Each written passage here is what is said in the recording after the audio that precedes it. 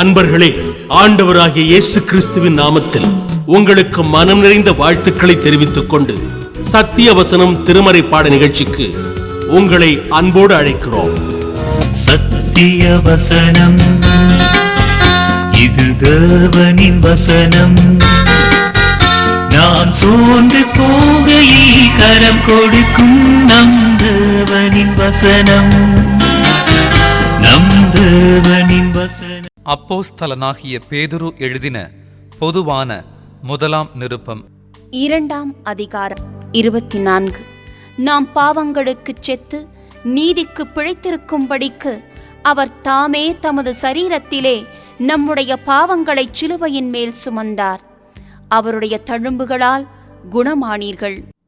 கர்த்தருக்குள் பிரியமானவர்களே, வியாதிகளை குறித்தும் ஆண்டவர் கொடுக்கிற தெய்வீக சுகத்தை குறித்தும் நாம் தொடர்ந்து கற்று வருகிறோம். அருமையானவர்களே, வியாதிகள் இந்நாட்களிலே மனிதர்களுக்கு வருவது இயல்பாக காணப்படுகிறது. வியாதிகளுக்காக ஜெபிக்கிறது கிறிஸ்தவ பணியிலே அல்லது கிறிஸ்தவ பணியாளர்களுடைய ஒரு பாரம்பரியமான ஒரு பழக்கமாக அது மாறிவிட்டது. அருமையானவர்களே, நம்முடைய ஆண்டவராகிய கர்த்தர் சுகமளிக்கிற ஆண்டவராக இருக்கிறார். அவருடைய தழும்புகளினால் நாம் குணமடைகிறோம் என்பதை நாம் புரிந்து கொள்ள அழைக்கப்படுகிறோம். அவருடைய தழும்புகளினால் நாம் குணமானீர்கள் என்று சொல்லியும் 1 பேதுரு புத்தகம் 2ஆம் அதிகாரம் 24 நாம் இதை காண முடிகிறது. நம்முடைய ஆண்டவர் இன்றைக்கும் சுகம் கொடுக்கிற ஆண்டவர். இதை நான் உறுதியாக நம்புகிறேன். எபிரேயர் நிருபம் 13ஆம் அதிகாரம் 8 சொல்கிறது, இயேசு கிறிஸ்து நேற்றும் இன்றும் என்றும் மாறாதவராயிருக்கிறார். அவர் முதல் நூற்றாண்டிலே சுகம் கொடுத்தவர், இன்றையும் சுகம் கொடுக்கிறார். நாளை தினத்திலும் எதிர்காலத்திலும் அவர் சுகம் கொடுக்கிற வல்லமை படைத்தவராயிருக்கிறார். ஆண்டவர் சுகம் கொடுப்பதற்கு அல்லது தம்முடைய தெய்வீக சுகத்தை எனக்கும் உங்களுக்கும் தருவதற்கு 5 வழிகளை அவர் பயன்படுத்துகிறார். அதை ஒவ்வொன்றாக நான் விவரிக்க விரும்புகிறேன். முதலாவதாக, நம்முடைய ஆண்டவர் நம்மை உடனடியாக அவர் குணப்படுத்துகிறார். நாம் ஜெபிக்கும்போது அவரிடத்திலே வரும் பொழுது அவர் உடனடியாக சுகம் கொடுக்கிறார். யோவான் நற்செய்தி நூல் 5ஆம் அதிகாரம் 1 - 9 வாக்கியங்களை வாசித்து பாருங்கள். பெதஸ்தா குளத்திலே 38 ஆண்டுகள் அவன் படுத்த படுக்கையாய் வியாதியாக இருக்கிற ஒரு மனிதனை கண்டு ஆண்டவர் கேட்கிறார், நீ சுகமாக வேண்டும் என்று விரும்புகிறாயா? அவன் சொல்கிறான், ஆண்டவரே, இந்த குளத்திலே தண்ணீர் கலக்கப்படும் போது நான் போவதற்கு முன்பாக இன்னொருவன் போய்விடுகிறான், என்னை கொண்டு போய் விடுவதற்கு யாருமே இல்லை என்று சொன்னபோது ஆண்டவர் எழுந்து நட, உன் படுக்கை எடுத்துக்கொண்டு நட என்றார். உடனே அவன் நடந்தான். இந்த வசனத்திலே உடனே என்கிற அந்த வார்த்தை மிக முக்கியமானது. ஆகவே ஆண்டவர் நம்முடைய வியாதிகளை உடனடியாக அல்லது உடனடியாக அவர் சுகம் கொடுக்கிற வல்லமுள்ளவராக இருக்கிறார். அருமையானவர்களே, ஆண்டவர் உடனடியாய் சுகம் கொடுப்பதற்கு காரணம் என்ன? அவருடைய நாமத்தின் வல்லமை, அவருடைய வல்லமையின் அதிகாரங்கள் என்பதை நாம் புரிந்து கொள்ள அழைக்கப்படுகிறோம். ஆகவே தேவ வல்லமை, தேவ பிரசன்னம், தேவ கிருபை, தேவ அதிகாரமானது நம்முடைய வாழ்க்கையிலே வியாதியிலிருந்து சுகம் பெற உடனடியாக அது செயல்படுகிறது. ஆகவே முதல் குறிப்பு என்ன? நம்முடைய ஆண்டவர் உடனடியாக அவர் சுகம் கொடுக்கிறார். இரண்டாவது ஆண்டவர் சுகம் கொடுக்கிற வழியிலே 2வது முறை என்ன? அது அந்த வழி ப்ராக்ரெசிவ்லி என்று சொல்லலாம், படிப்படியாக அவர் குணப்படுத்துகிறார். ஆகவே சிலருக்கு உடனடியாய் சுகம் கிடைத்து விடுகிறது, சிலருக்கு சுகம் கிடைப்பதிலே காலம் நீள ஆரம்பிக்கிறது, சிலருக்கு படிப்படியாக சுகம் கிடைக்கிறது. மார்க்கு நற்செய்தி நூல் 8ஆம் அதிகாரம் 22 - 26 வசனங்களை எடுத்து வாசித்து பாருங்கள். பெத்சாயிதா ஊருக்கு செல்கிறார். அங்கே ஒரு குருடனை ஆண்டவரிடத்தில் கொண்டு வருகிறார்கள். அவர் அவனை பட்டணத்து வெளியே அழைத்து சென்று கண்களில் உமிழ்ந்து அவனை பார்த்து கைகளை அவன் மேல் வைத்து கேட்கிறார், எதையாகிலும் காண்கிறாயா என்று கேட்டார். உடனே அவன் சொல்கிறான், ஆண்டவரே, நான் காண்கிறேன், நடக்கிற மனிதர்களை மரங்களைப் போல காண்கிறேன் என்று சொன்னான். அதனுடைய பொருள் என்ன? அந்த நடக்கிற மனிதர்கள் மரங்களைப் போல தெரிகிற அந்த காரியம் அது பூரண சுகம் அல்ல, அது ஒரு பார்ஷியலி ஹீலிங் என்று சொல்லலாம், ஒரு பகுதியான ஒரு சுகம்தான். ஆனால் ஆண்டவருடைய அற்புதங்களிலே இரண்டாவது முறை அவர் ஜெபித்து அங்கே பூரண சுகம் கிடைக்கிற ஒரே ஒரு நிகழ்வு இந்த நிகழ்வு தான். ஆகவே நடக்கிற மனிதர்களை மரங்களைப் போல காண்கிறேன் என்றால் அதனுடைய பொருள் என்ன? அவனுக்கு தெளிவற்ற ஒரு பார்வை, அது ஒரு பூரண சுகம் கிடைத்த பார்வை அல்ல. மறுபடியுமாக ஆண்டவர் அவன் தலையிலே கை வைத்து ஜெபிக்கிறார். வேதவசனம் சொல்கிறது, அவன் யாவரையும் தெளிவாய் கண்டான். அருமையான என் சகோதர சகோதரிகளே, இரண்டாவது விசை தொட்டபோது அவனை ஆண்டவர் தொட்ட பொழுது நடந்தது என்ன? பரிபூர்ண சுகம் கிடைத்தது. ஆகவே முதலாவது உடனடியாக சுகம் கொடுக்கிற ஆண்டவர் இந்த இடத்திலே பகுதியாக படிப்படியாக சுகம் கொடுக்கிறார்.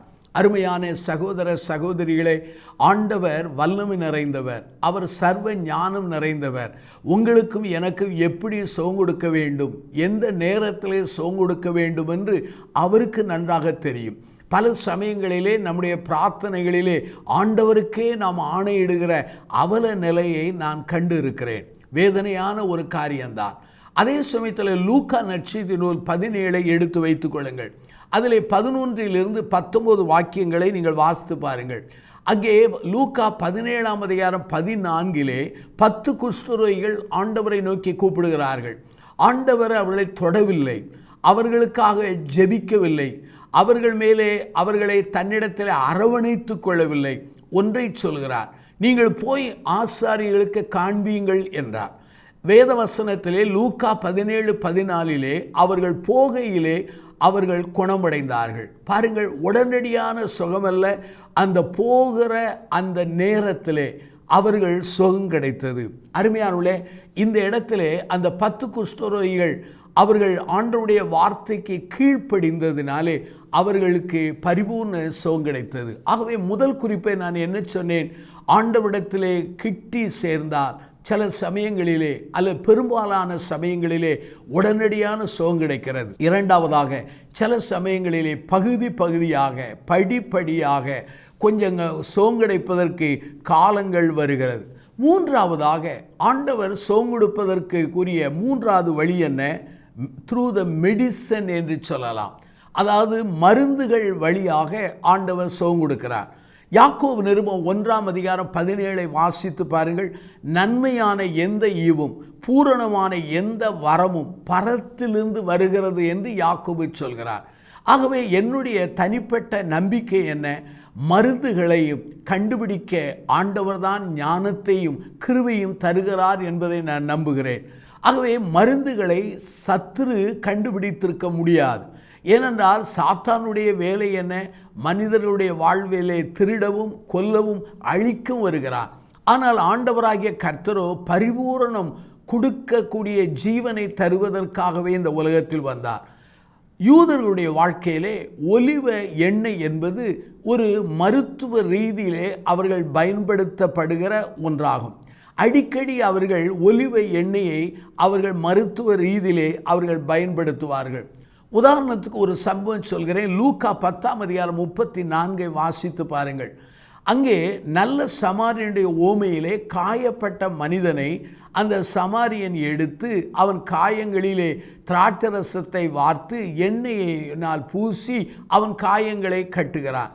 ஆகவே திராட்சரசமும் அங்கே எண்ணெயும் என்ன ஆகிறது என்றால் ஒரு மருத்துவ ரீதியிலே அந்த காயங்கள் குணமாகிறதற்கு அங்கு பயன்படுத்தப்படுகிறதை நான் சுட்டி காண்பிக்க விரும்புகிறேன். அருமையானவர்களே, யாக்கோபு நிருபம் 5:14 பாருங்கள். ஒருவன் வியாதிப்பட்டால் சபையின் மூப்பர்களுக்கு தெரியப்படுத்துவானாக. சபையின் மூப்பர்கள் வந்து கர்த்தருடைய நாமத்தினாலே எண்ணெய் பூசி ஜெபிக்க கடவார்கள். அப்படி ஜெபிக்கும் போது விசுவாசம் உள்ள ஜெபம் பிணியாளை சொஸ்தமாக்கும் என்கிற பொருளிலே யாக்கோபு 5:14 இதை வாசிக்க முடிகிறது. ஆகவே பழைய காலங்களில் ஆனாலும் சரி, இயேசுவின் காலங்கள் ஆனாலும் சரி, முதல் நூற்றாண்டின் திருச்சபையினுடைய மரபின் காலமானாலும் சரி, அங்கு எண்ணெயானது வியாதிகள் சுகப்படுத்துவதற்கு பயன்படுத்தப்படுகிற ஒரு மருத்துவ ரீதியிலே பயன்படுத்தப்படுகிறது. இங்கே எண்ணெயோடு வருகிற விசுவாசமுள்ள ஜெபம் அந்த பிணியாடுகளை குணப்படுத்தும் என்கிற பொருளிலே நான் சொல்ல விரும்புகிறேன். அருமையானவர்களே, மருத்துவத்திற்கும் கிறிஸ்தவத்துக்கும் விரோதிகள் கிடையாது, அல்ல விரோத தன்மை கிடையாது. ஆகவே மருத்துவமும் விசுவாசமும் ஜெபமும் இணையும் பொழுது அங்கு அற்புதமான சுகம் கிடைக்கிறது. 1 தீமோத்தேயுவின் புஸ்தகம் 5ஆம் அதிகாரம் 23 நான் உங்களுக்காக வாசிக்கிறேன். இனிமேல் தண்ணீர் மாத்திரம் குடியாமல் உன் வயிற்றுக்காகவும் உனக்கு அடிக்கடி நேரிடுகிற பலவீனங்களுக்காகவும் கொஞ்சம் திராட்சரசத்தை கூட்டிக்கொள் என்று அப்போஸ்தலனாகிய பவுல் தீமோத்தேயுவுக்கு எழுதுகிறார். இங்கு திராட்சரசமானது மருந்தாக அங்கு அப்போஸ்தலன் சிபாரிசு பண்ணுவதை இங்கு நான் குறிப்பிட விரும்புகிறேன். அருமையானவர்களே, மருத்துவ ஆலோசனை பெறுவதை நான் தவறு என்று சொல்ல மாட்டேன். சிலர் மருந்துகளே சாப்பிடாமல் விசுவாசத்தோடு உறுதியாய் நிற்கிறதை நான் கண்டிருக்கிறேன். அவர்களையும் நான் விமர்சிக்க விரும்பவில்லை. அது அவர்களுடைய விசுவாசத்தின் உறுதியை பொறுத்ததாக இருக்கிறது. ஆனால் ஆண்டவர் உண்மையாகவே உடனடியாகவும் சுகம் கொடுக்கிறார், அவர் படிப்படியாகவும் சுகம் கொடுக்கிறார், மருத்துவ ரீதியிலும் சுகம் கொடுக்கிறார். எசேக்கியா ராஜாவுடைய வாழ்க்கையை பாருங்கள். அவன் ஜெபித்தான், ஆண்டவர் அவன் ஜெபத்தை கேட்டார், அவன் கண்ணீரை கண்டார், அவனுடைய வாழ்க்கையிலே 15 ஆண்டுகளை கூட்டி கொடுத்தார்.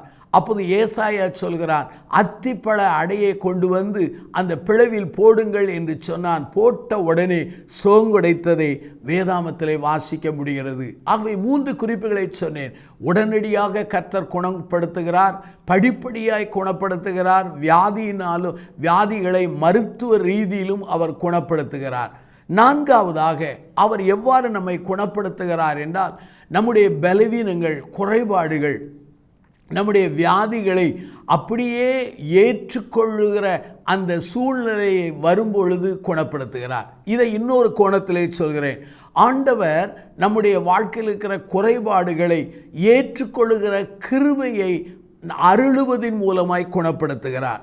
நமக்கு என்னென்ன பலவீனங்கள், குறைபாடுகள் உண்டு, நாம் பிரார்த்திக்கிறோம். ஆனால் சில சமயங்களிலே தேவன் அதை குணப்படுத்துவதில்லை. அதை சகிக்க, அது ஏற்றுக்கொள்ளக்கூடிய மனோபக்குவத்தை பெறுவதற்குரிய கிருபையை தருகிறார்.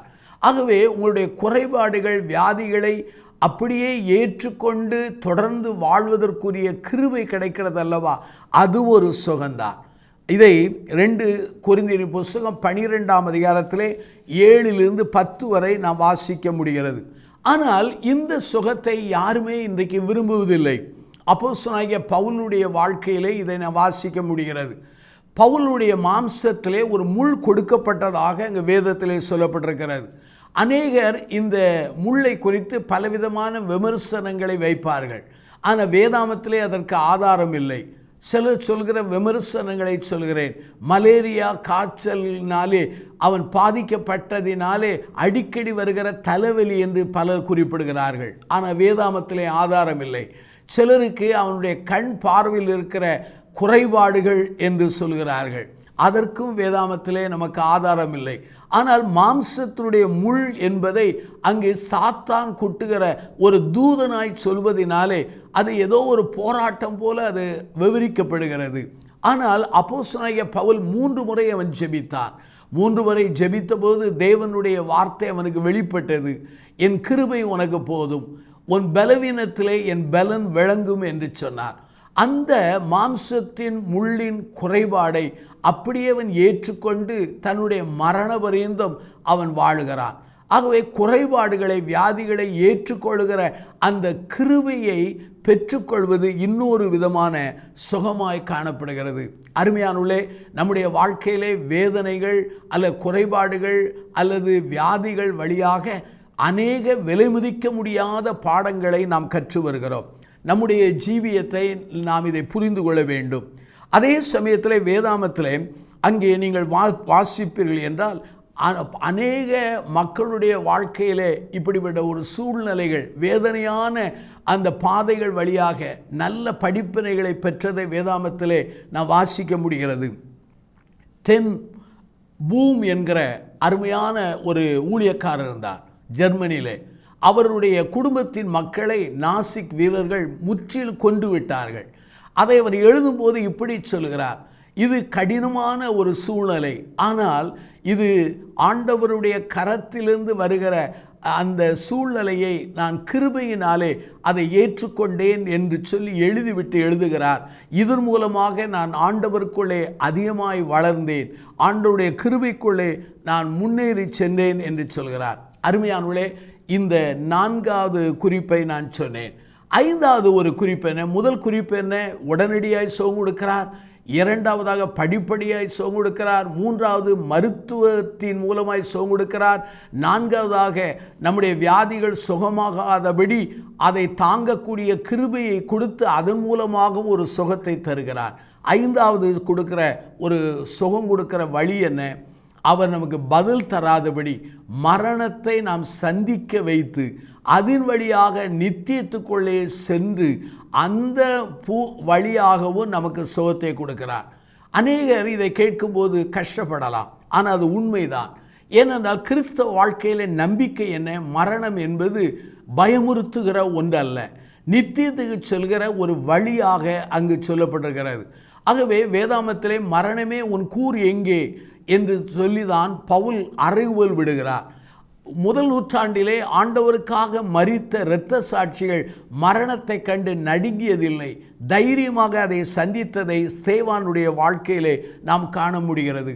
நம்முடைய வாழ்க்கையிலே வியாதிகளுக்கு சுகம் கிடைக்காதபடி நாம் மரணத்தை சந்திக்கும் போது அந்த மரணத்தின் வழியாக நித்தியத்துக்கு செல்கிற ஒரு பாக்கியம் பெறும் பொழுது அது ஒரு பூரண சுகம் என்று சொல்கிறேன். மரித்த பிற்பாடு வியாதிகளுக்கு மருந்து சாப்பிட வேண்டிய அவசியம் இல்லை. மரித்த பிற்பாடு வியாதிகளினால் வருகிற உபாதைகள், வேதனைகள், சஞ்சலங்களை அனுபவிக்க வேண்டியதில்லை. அங்கே வெளிப்படுத்த விசேஷம் 21ஆம் அதிகாரம் 3-4 வசனங்களை வாசித்து பாருங்கள். அங்கே துக்கம் இல்லை, அலறுதல் இல்லை, வியாதி இல்லை, மரணம் இல்லை. ஏனென்றால் அங்கே பரலோகத்திலே மகிழ்ச்சி காணப்படுகிறது. ஆகவே இந்த 5வது குறிப்பு பலருக்கு நெருடலாக இருக்கலாம், அதுதான் உண்மையான ஒரு காரியமாக இருக்கிறது. ஏனென்றால் அநேகர் நித்தியத்தை சந்திக்க ஆசைப்படுவதில்லை, நித்தியத்தை சந்திக்க விரும்புகிறதில்லை. ஆனால் என்றைக்காவது ஒரு நாள் நாம் மடிய வேண்டிய கட்டாயம் உண்டு.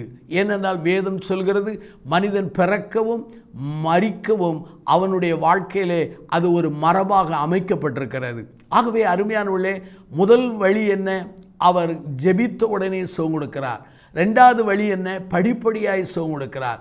3வது வழி என்ன? மருந்துகளையும் அவர் பயன்படுத்தி மருத்துவர்களையும் பயன்படுத்தி சுகம் கொடுக்கிறார். 4வதாக அவர் நம்முடைய வியாதிகள், குறைபாடுகளை மாற்றாதபடி அதை தாங்க சகிக்க அவர் கிருபை கொடுக்கிறார். 5வது என்ன? நமக்கு சுகம் கொடுக்காதபடி மரணத்தின் வழியாக நித்தியத்துக்கு செல்வதின் வழியாக ஒரு பரிபூரண சுகத்தை தருகிறார். அருமையான என் சகோதர சகோதரிகளே, ஆகவே நம்முடைய வாழ்க்கையிலே 1 கொரிந்தியர் புத்தகம் 15:55 பாருங்கள். மரணமே உன் கூர் எங்கே என்று தான் அப்போஸ்தலனாகிய பவுல் அறைகூவல் விடுகிறார். ஆகவே நம்முடைய ஆண்டவரோடு வாழுகிற ஒரு வாழ்க்கை ஒரு பரிபூரண சுகமான ஒரு வாழ்க்கை. இந்த வாழ்வுக்கு நேராக நம்மை ஆண்டவர் வழி நடத்துவாராக. ஆகவே ஆண்டவர் இந்த 5 வழிகளிலே எந்த வழிகள் வழியாகவும் உங்களுக்கு கூட சுகம் தரலாம். ஆனால் அவர் கரங்களிலே பரிபூர்ணமாய் ஒப்பு கொடுங்கள், பிரார்த்தனை செய்யுங்கள். நானும் உங்களுக்காக ஜெபிக்க போகிறேன். கண்களை மூடி நாம் ஜெபிப்போம். அன்பின் பிதாவே, இந்த நல்ல செய்திக்காக நாங்கள் நன்றி சொல்கிறோம். ஆண்டவரே, நீர் பல்வேறு வழிகள் வழியாக எங்களை சுகப்படுத்துகிறீர் என்பதை திருமறை கண்ணோட்டத்திலே நாங்கள் கற்றுக்கொண்டோம். அதற்காக நாங்கள் நன்றி சொல்கிறோம். நீர் எந்த வழிகள் வழியாக எங்களை குணப்படுத்தினாலும் உமக்கு நாங்கள் நன்றி உள்ளவர்களாக வாழ்வதற்கு பலந்தாரும். நீர் கர்த்தர், உம்முடைய சித்தத்தின்படி திட்டத்தின்படி எங்களை குணப்படுத்த நாங்கள் கெஞ்சுகிறோம். இந்த பூமியிலே சுகப்படுத்தி எங்களை வைப்பீர் என்றால் உமக்கென்று வாழக்கூடிய கிருபை எங்களுக்கு தாரும். அல்லது உம்முடைய கிருபையினாலே உம்முடைய ராஜ்யத்துக்கு வரக்கூடிய பாக்கியம் இருந்தாலும் அதையும் உம்முடைய திரு சித்தத்துக்கு ஒப்பு கொடுக்கிறோம். இந்த செய்தியை கேட்ட மக்களுக்கு சுகத்தையும் பலத்தையும் கிருபையும் உம்முடைய திட்டத்தையும் வெளிப்படுத்தும். இயேசுவின் நாமத்தில் ஜெபிக்கிறோம் ஜீவனுள்ள பிதாவே, ஆமென். இந்த புத்தகம் பற்றிய விபரங்களுக்கு சத்திய வசனம் அலுவலகத்தை தொடர்பு கொள்ளவும்.